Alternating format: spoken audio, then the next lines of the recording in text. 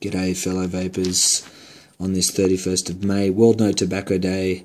Hope your journey is going well, and if you haven't started, get on it baby, because this is the way of the future and it's great and it's really exciting.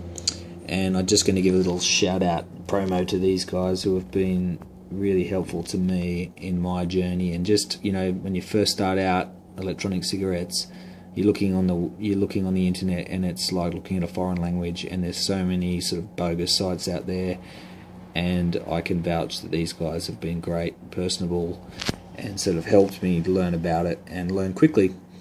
And learn so quickly that I'm doing my very first ever video that I've ever shot in my life, and I'm doing it from a mobile phone, Samsung Galaxy 2, holding it with one hand, and I'll be doing the demonstration with the other hand, so forgive me if it's not perfect. Anyway, today we're going to be talking about cleaning a Clearomizer tank. I vape 100% VG juice, which is quite thick, which I get from these guys, Johnson's Creek, highly recommended.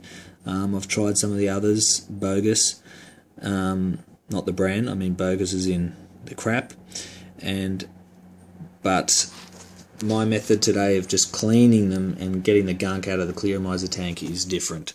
It's the Aussie method, and we're going to be using it here with some Mackenzie bicarb baking soda and some white vinegar, the cheap stuff. Anyway, basically I use a colander, and I generally just take a Clearomizer apart. I'll just pause the video and I'll show you what I do. Hold on. So as you can see, this is sort of, I've just taken it apart, and that's pretty manky. So I'm just going to take the top off, and then I will take it into the bathroom. I won't do that because there's a million videos on it. I'm just going to rinse it under some warm water for 30 seconds and just get the majority of the stuff off, and I'll be back. Okay, now I've finished there, and the reason why I use a colander is just because little bits like this can go down the drain pretty easily. So basically I'll just take all those bits and put them here on the table. And what you're going to be needing for this video is, of course, those two components, a plate and a bowl with vinegar that I've put in already, and a paper towel. So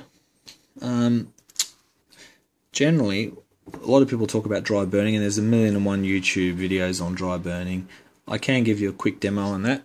I won't dry everything. I'll just basically dry the wick very quickly. If you have time, maybe leave it for half an hour.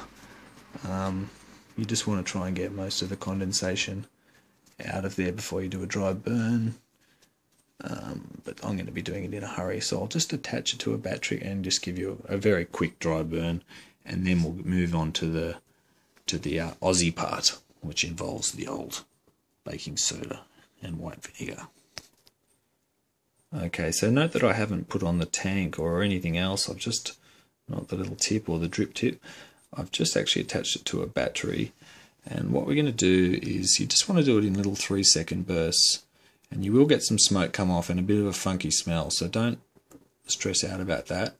That's just condensation coming off. So if I start at 1, 2, 3, 1, 2, 3, and people sort of say you should blow into it. I don't know how I'm going to do that with the phone in the way.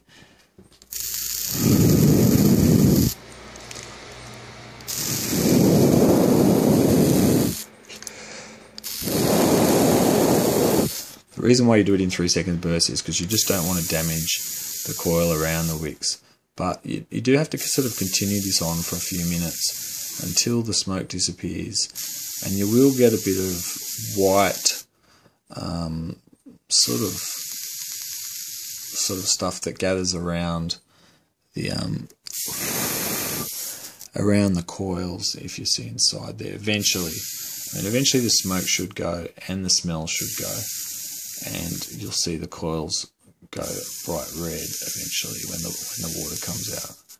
So I might just pause this so you don't have to sit through all this, because there is a lot of videos on this and I didn't really want to make the video about this, so I'll be back. Okay, so after a few minutes of that, you can see that the coils are burning quite red, I should say, and it will leave a little bit of sort of white sort of stuff on the little metal bits, and people use toothpicks and stuff to sort of scrape that away, but my method is slightly different. Rather than sort of doing that and risk damaging it, I'm actually going to be using bicarb and vinegar. So I didn't do it. Most parts are still wet, and it doesn't really matter, because what I'm going to do now is tip the bicarb into here, into a plate, and it's just going to be like crumbing fish or schnitzel. So we're just going to chuck the bits in here, and with one hand I am just going to undo this and film with the other hand. Absolute multitasking here. Who said males can't multitask?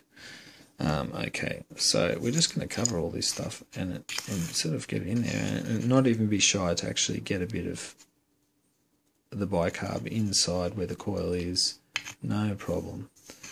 And then here comes the next exciting bit of the video, which is the fun bit. And if you've never seen bicarb mixed with vinegar, it's a treat. Kids love it, and we sort of clean our whole house with pretty much these two things, and they're not sort of bad for the environment. And you know, you put vinegar on fish and chips, so it's not so bad. They're not really going to eat away at the metal, because vinegar is a sort of alkalining thing as far as I'm concerned. Please feel free to correct me in the comments. So basically we're going to toss that into vinegar and wait for the magic. If I can just grab all bits at once, I'll even get a bit of extra bicarb. Here we go. I'm just going to stir that around. Oops, it's frothing up. So basically what we want to do is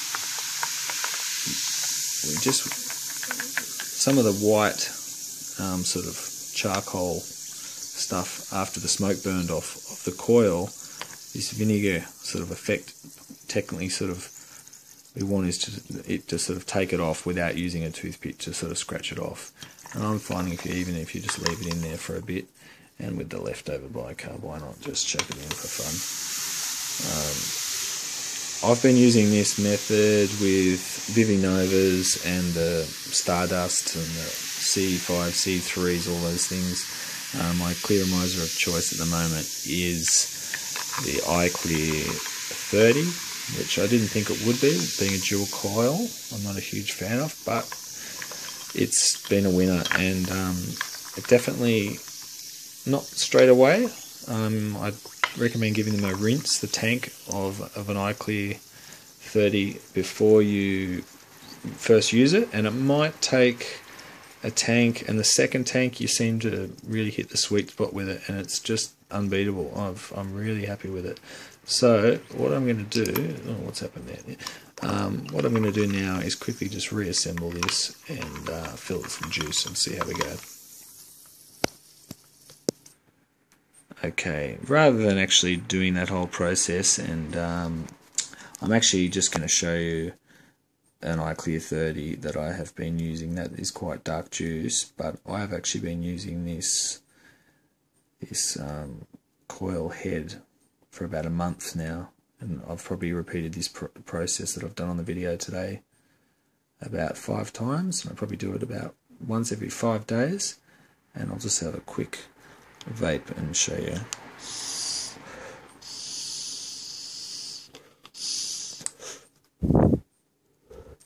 That it's working fine, and it's not giving me a sore throat. That's actually because I'm a little bit ill, and I'll give it the thumbs up in the Pete Basado tribute type of way.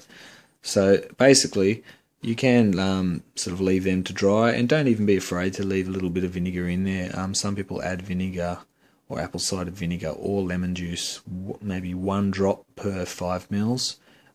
With tobacco flavours, it really brings out the taste. Don't use any more than that. Actually, if you are using nicotine, it will bring the level of nicotine down.